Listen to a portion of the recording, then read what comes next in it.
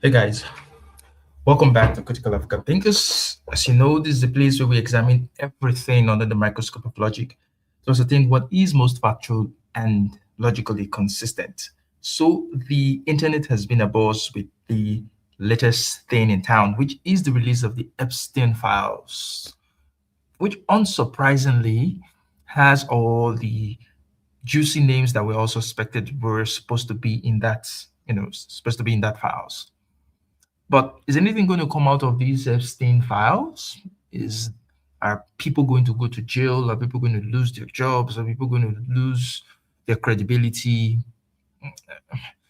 That's that's something that we cannot tell at this point in time. But it's very, very unlikely.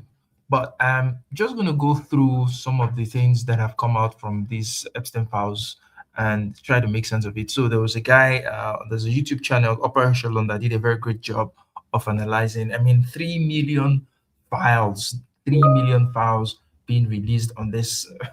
Who's going to be able to go through all that? It's so massive. It's so massive.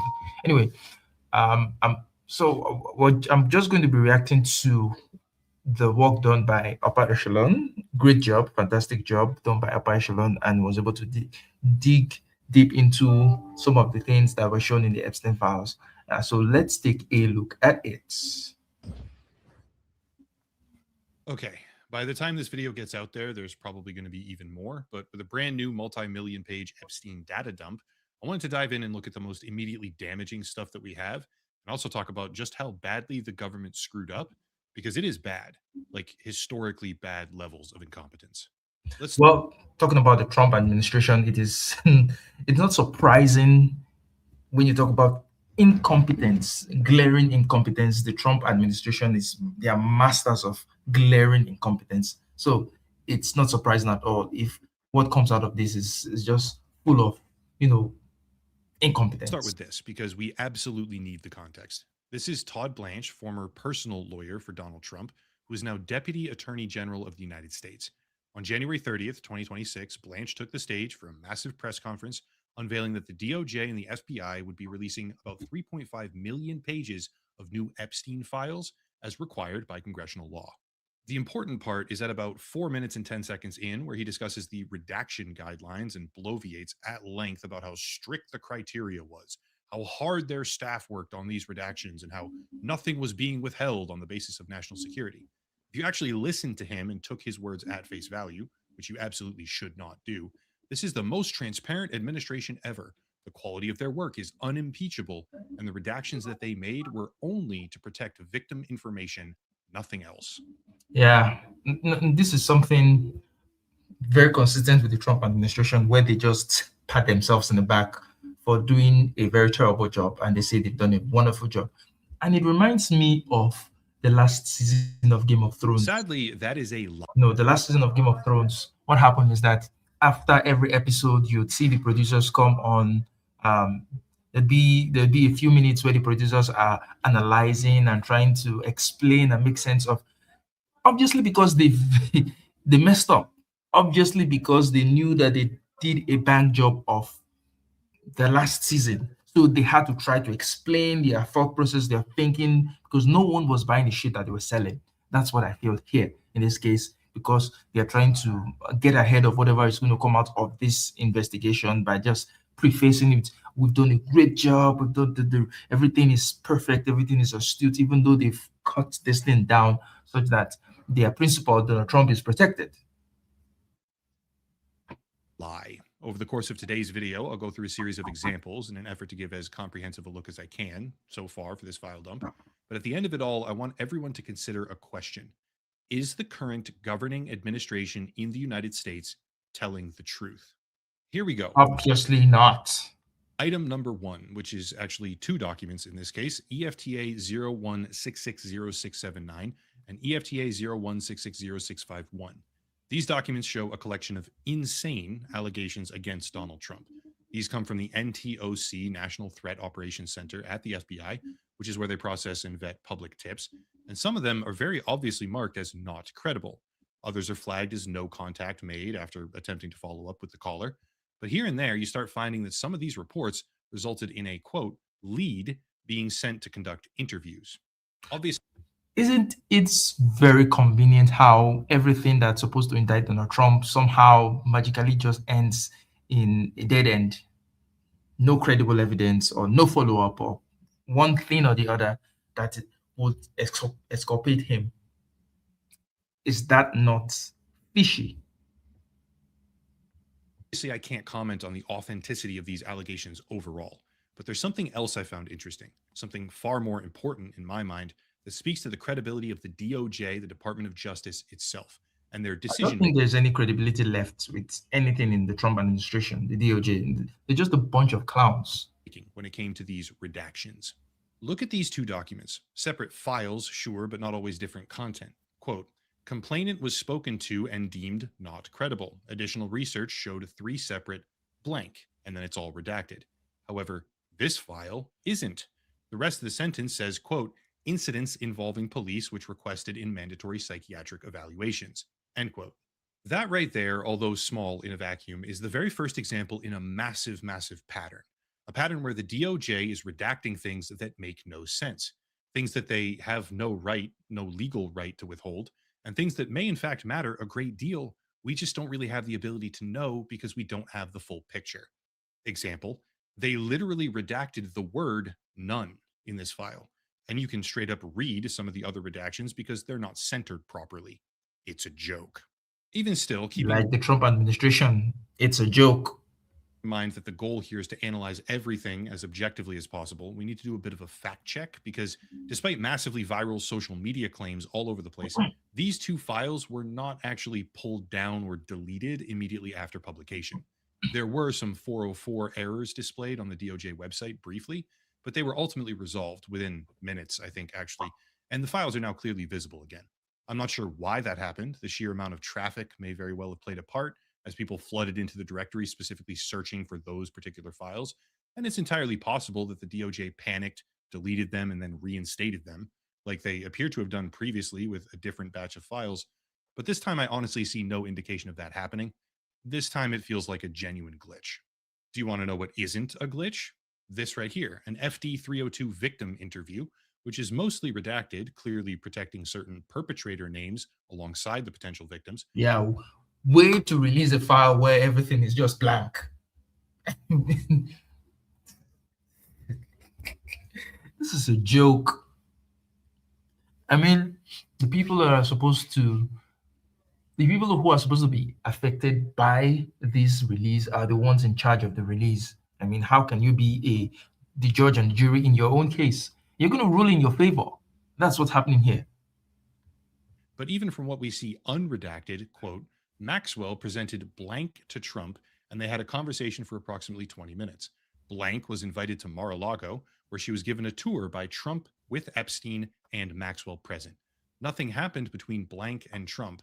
By the things that Maxwell said, it was made clear that Blank was available. Maxwell said things like, oh, I think he likes you. Aren't you lucky? This is great. End quote. Put whatever Available for what? Like you for what? Your brains? kind of spin on that you want to. But what I see personally is a victim being presented to someone with the obvious implication that they can have her if they want her.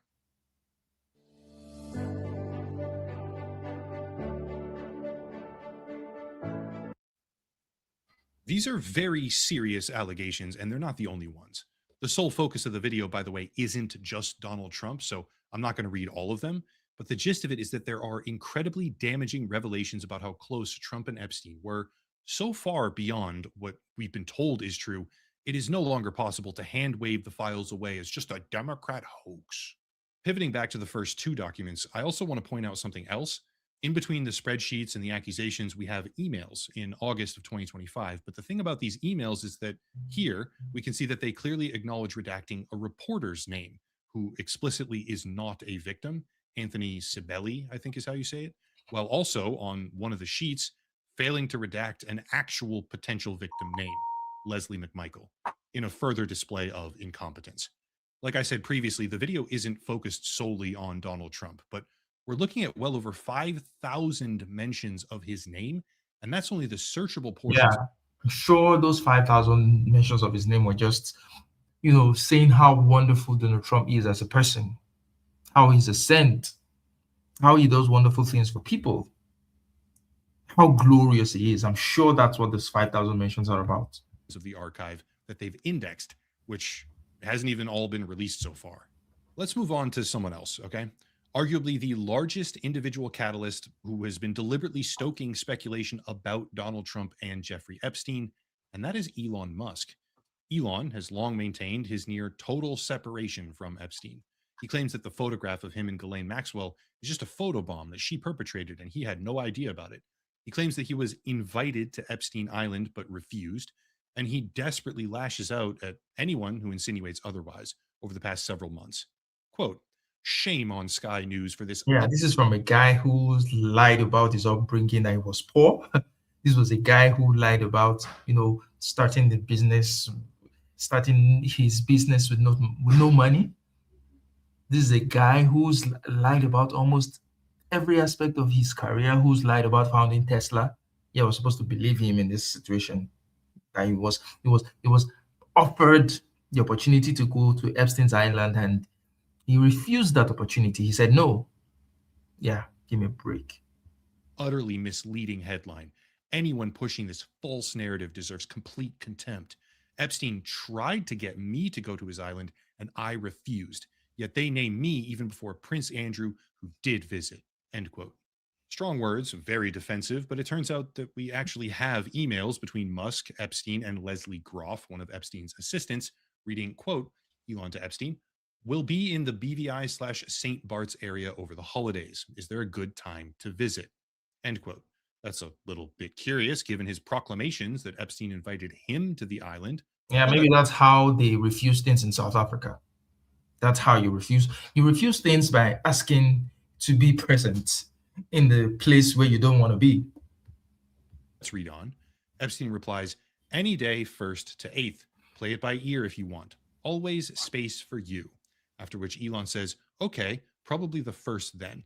They correspond. So the thing about all this is that it's not surprising that these people are mentioned in Epstein's files. Because, come on, these are wealthy, powerful people. They wouldn't be wealthy and powerful if they're not shitty people. And you wouldn't expect them to not do crazy, shitty things. So anyone surprised about the names that they're going to find in this file, you're just being naive. I'd be surprised if the things are not more damning than they are presenting currently. I think these people are really sick people that would have done, unspeakable things, because that's what people who have power, who have money, who have wealth, who have access, who have authority, that's what they do. They think they can get away with anything. I mean, you can have access to as many women as you want, but why do you have to make it underage? Like, come on, why? Because something is fundamentally wrong with them. They're broken somewhere. Back and forth a bit longer, but anyone who reads this conversation can decidedly say with certainty that Epstein was not asking Elon to go to his island. Elon was trying to go. Oh, that's not enough? Okay. Not just trying, desperately trying to go, as you would see later on. I can understand that. Some people really drank the Kool-Aid. Here's an email from Musk to Epstein after Epstein asks, how many people will you be for the heli to the island? Saying, quote, probably just Tallulah and me. Tallulah was his wife at the time. What day/night will be the wildest party on your island? Oh, a Diddy party. Did he also invite Diddy? Oh, did Musk also ask to come to Diddy's party, the wildest one? End quote. Epstein tried to get me to go to his island. Apparently, Epstein didn't try enough if you were begging him to literally come to his island. And I refused. Okay, yeah. Ultimately, for this particular set of exchanges, it doesn't look like Elon actually attended the party in 2012 or 2013, but a couple of months later, in February, we see this thread between Musk and Epstein, seemingly indicating that Epstein was given some kind of private tour of SpaceX. Interestingly, when it comes to Epstein receiving tours of various facilities, that's not even the only example. Right here, with this email, we can look at the competence of the redaction team yet again, and it's really not good. In this particular email from March of 2014, Epstein is corresponding with an unknown redacted individual, And yet, in this next thread, document EFTA 00985800, we can see the same exact email, this time unredacted, with the name Alan Jones. There is no justifiable or legal reason to be redacting that man's name. Just for the sake of really hammering this point home so that even the brain dead fans of Elon Musk are still able to fully comprehend, let me read one more email thread before moving on to the next document. This one, December of 2012, which for clarity's sake is after Jeffrey Epstein was convicted of procuring a minor for prostitution in 2008. Quote from Epstein: "You are welcome to stay or just come for the day. Plenty of room. I will send heli to get you." End quote. To which Elon replies, "Do you have any parties planned? I've been working to the edge of sanity this year. And so once my kids head home after Christmas, I really want to hit the party scene in St. Bart's or elsewhere and let loose." Dude was really groveling for a party. He was really groveling. Like, you would think this is not the richest man in the world with the way he was begging to have a good time at Epstein's island. He was practically, literally begging on his knees, I want to party, I want to party. Yet, he framed it as Epstein desperately tried to get me to his island, and I vehemently refused. Oh my God. The invitation is much appreciated, but a peaceful island experience is the opposite of what I'm looking for. This is your brain when you're struggling to focus. And this is your brain when you're in the zone. End quote. Still not finished, by the way. Epstein replies, "Understood. I will see you on St. Barth. The ratio on my island might make Talila uncomfortable." End quote. After which Elon chimes in again, quote, "Ratio is not a problem for Tallulah." End quote. Honestly, so I his wife is just as freaky as he is. That's what he's saying. really Whatever don't that think I ratio have is. to spell it out here, but this is Elon Musk asking to join the most notorious pedophile in recent history on his personal island to let loose, deliberately requesting to be there for the wildest parties. And when Epstein indicates ratio, as in a lot of young women, which might make Elon's wife uncomfortable, Elon says, "Not a problem." And this takes place years after Epstein was convicted of sex crimes. Riddle me Yeah, that one. that's how you refuse to go to the party of a known pedophilic sex trafficker. You plead with them to let you come to a party where they're going to be minors. That's what you do. You plead all your life, please let me come, and that's you refusing to go to the party. Yeah. On Elon fans. Side point, here's two different versions of the same exact page that the DOJ uploaded. One of them redacts Elon's email address, the other redacts metadata. Combined, you can see the full page, obviously, thus rendering all of the redactions void. And they even shouldn't have been censored in the first place. So, double whammy. Amazing. Now that we're talking about billionaires, however, let's just keep talking about that precious class of person, the billionaires. Remember Bill Gates, notoriously close with Epstein for like decades? Yeah. This email right here appears to show that Gates allegedly requested antibiotics from Epstein so that he could secretly give them to Melinda after contracting an STD from Russian girls. Quote, "To add insult to the injury, you then implore me to please delete the emails regarding your STD. Your request that I provide you antibiotics that you can surreptitiously give to Melinda and the description of your penis. You also made it clear to me that I'm not to So this is just crazy. Well, it just goes to show that no matter how wealthy you are, no matter how wealthy men get, they're still being ruled by their carnal desires. And for such a high placed man in society to be taken down by Russian prostitutes, it's something. refer to blank, as that is another topic that must remain between the two of us." End quote. I'm just going to throw this out there. Having secrets between you and Jeffrey Epstein that have to remain between the two of you doesn't look very good. In fact, it might make some people think that you're guilty of heinous crimes. Maybe. For context, by the way, speaking to Vanity Fair in March of 2022, Melinda Gates said, quote, "I did not like that he had meetings with Jeffrey Epstein. No, I made that clear to him." Then saying, after meeting Epstein a single time, quote again, "I regretted it the second I walked in the door. He was abhorrent. He was evil personified. My heart breaks for those women, end quote. At various times afterwards, she heavily insinuates that association with Epstein was one of the factors behind their entire divorce.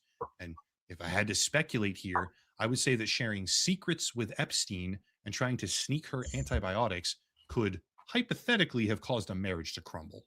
Jumping over to an entirely separate but distinctly kind of related topic, theories have been circulating for many, many years that Epstein was an agent of Israeli intelligence, Mossad. And this document right here, a CHS report, confidential human source, directly claims that Donald Trump and Alan Dershowitz as well were co opted and compromised by Israel. I think it's worth noting. That explains everything. I mean, that explains why Donald Trump has been being a bitch for Netanyahu, and obviously that explains why Alan Dershowitz has been defending Israel tooth and nail. That explains everything. Noting that confidential human source intelligence is not a public tip line. It's a cultivated agency source working directly with the FBI prior to that point in time.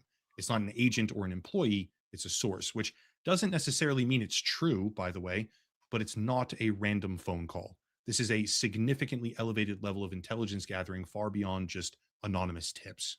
Still, as with practically every single other document, the DOJ and the FBI, I guess, appear to be breaking the law. Looking at this right here, we can see Harry Tenosodenbio, however the fuck you say that. That name is clearly visible right here, but then redacted in the very same line. This guy is an Indonesian billionaire politician, by the way, continuing the trend of billionaires being deeply associated with Epstein. But it's difficult to emphasize just how pathetic it is to have the same name illegally redacted on one side, but left plainly visible on the other side of the same line of the same document. A Speak of incompetence. child could quite literally do a better job of redacting these files. Not necessarily a billionaire yet, I should say, but Howard Lutnick, Secretary of Commerce appointed by Trump himself, was also visiting Epstein's island as per these files, corresponding with Leslie Groff at the time. Once again, Leslie Groff was Epstein's assistant, and this happened in 2012, despite Lutnick in 2025 saying, quote, "In the 6 to 8 steps it takes to get from his house to my house, my wife and I decided that I will never be in the room with that disgusting person ever again," referring to Epstein, after an interaction from 2005. Don't believe me? Okay, sure. That's fine. Here's the actual video. It's a whole lot worse. And we left. And in the 6 or 8 steps it takes to get from his house to my house, my wife and I decided that I will never be in the room with that disgusting person.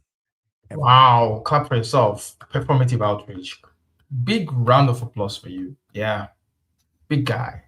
Epstein is dead, so he can't defend himself, so you can say all the shit you want to. But luckily, we have the files to prove or disprove what you just said here.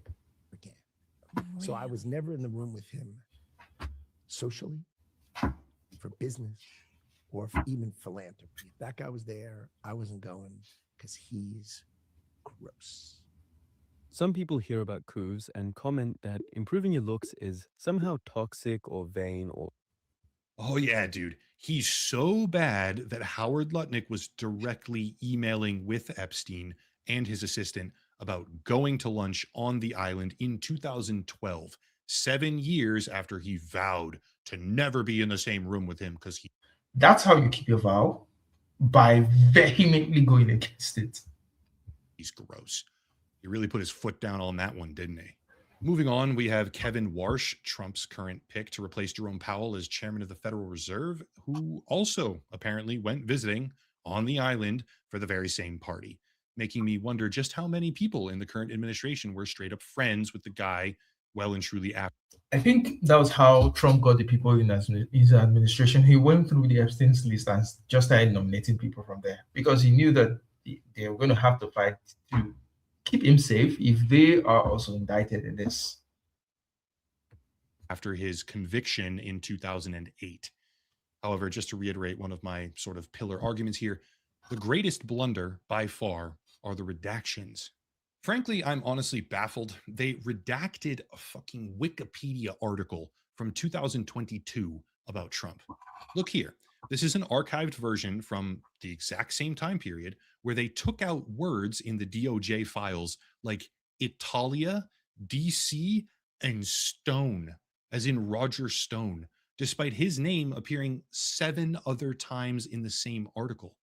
You could not possibly fuck up these redactions any worse if you literally tried to.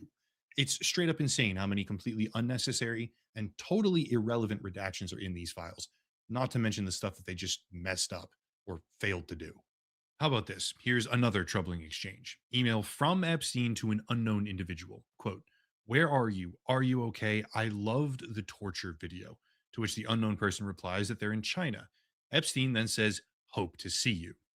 Alarmingly, that's not even the only mention of torture, because in September of 2011, we have these emails between The only mistake Epstein made was to think that these guys were not going to kill him.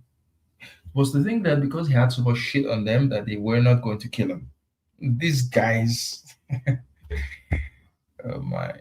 man named Tancredi Marchiolo and Epstein, in which Epstein says, quote, "What would you like me to do with your friend? Do you You can't have this much dirt about people, powerful people all over the world, not just in one country, across countries, across continents, and expect to be safe.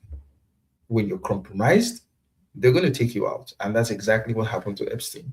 I don't believe for a second that he killed himself. It's not, there's literally no reason why there's really no reason for him to do that. No reason for him to do that. want me to try to do her or just torture her?" Tancredi Salvatore Marchiolo, as far as I can tell, is a hedge fund guy, I'm sure the torture would be way better than the doing. formerly a partner at Bremner Capital, and now potentially working at a place called Harbor V Limited as a director after using a slightly different name in the filings. Not entirely sure who this guy is, but he shows up a lot in these files directly with Epstein, like well over 1,000 mentions. Going on a bit of a tangent right now, some people may not be fully aware of the scope here. This isn't just Epstein and a few friends, and I care more about these other policies. This is a collection of the richest and most powerful people in the entire world who enabled and perpetuated the abuse for years. Here's another interesting bit. This is an email chain between Epstein and the Russian deputy economic minister at the time, Sergei Belyakov. Ah, all the way to Russia as well. Quote from Epstein: "How are you? I need a favor. There is a Russian girl from Moscow, blank, attempting to blackmail a group of powerful Is that the Russian girl that gave STI to Bill Gates? businessmen in New York. It is bad for business for everyone involved. She arrived in New York Saturday or last week staying at blank," end quote. And the reply that he gets says, quote, "Give me a few days to get information about her," followed by, "Hi, Jeffrey. Tomorrow I'm meeting with a guy who knows her / about her. If you have any details about case you have mentioned, it could help," end quote. In response, Epstein says, "Saying powerful men taking advantage of women like her, etc."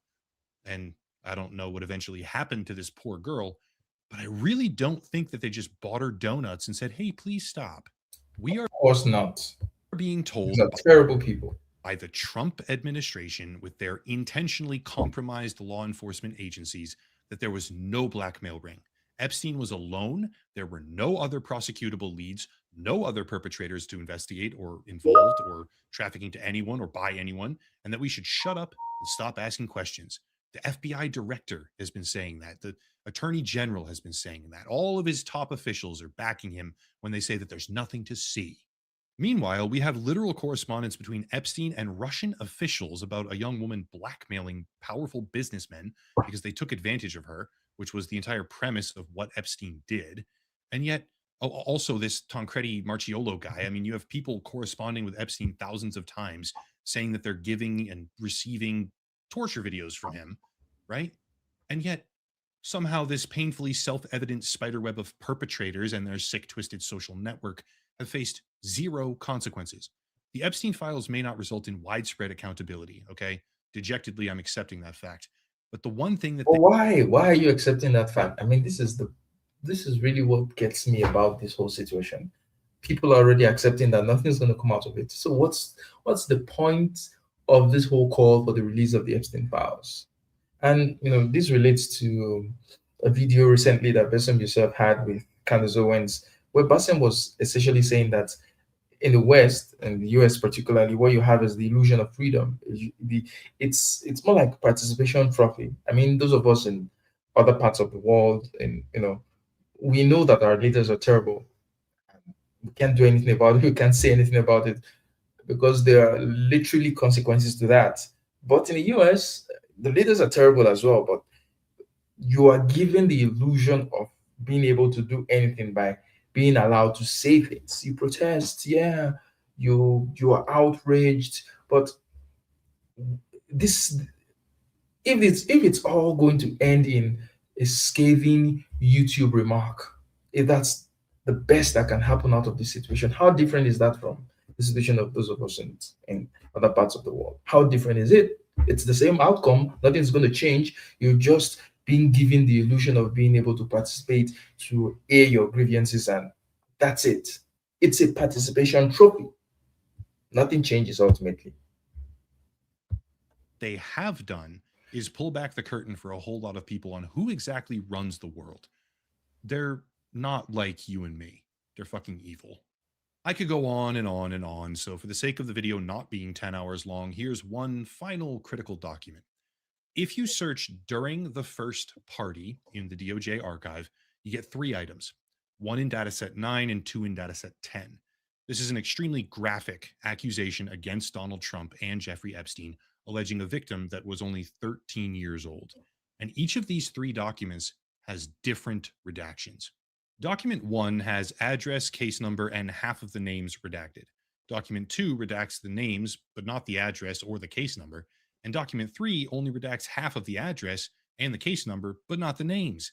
Collectively, in my view, these three documents perfectly exemplify the incompetence of the Epstein cover up. All three of them fail, in every single conceivable sense of the word, to not only uphold the law as ordered by Congress, but also to protect personal information and the identities of potential victims, while also over redacting the case number with no justification in a triple threat display of abject, complete, disgusting, and shameful failure. This administration is a corrupt, incompetent circus. Genuinely, I think that's a good place to end this, to end this video, to just show the incompetence of the Trump administration, but also to show that nothing's going to ever get done about this. I mean, Prince Andrew, the worst that happened to him was instead of going to jail, he was moved from a palace to a slightly smaller palace, losing his title, which, by the way, I don't think is going to impact him in any way, in any meaningful way. So, what's the point? People are just going to make content, people are going to be outraged. Nothing is going to come out of it. Nothing, nothing. And it's sad that these young girls, these victims, are not going to get the justice that they deserve because powerful people will make sure of it. Anyway, that's it for the conversation today. If you just come in, you can give it a rewatch, like, share, and subscribe. And I will see you in another live stream. It's bye for now.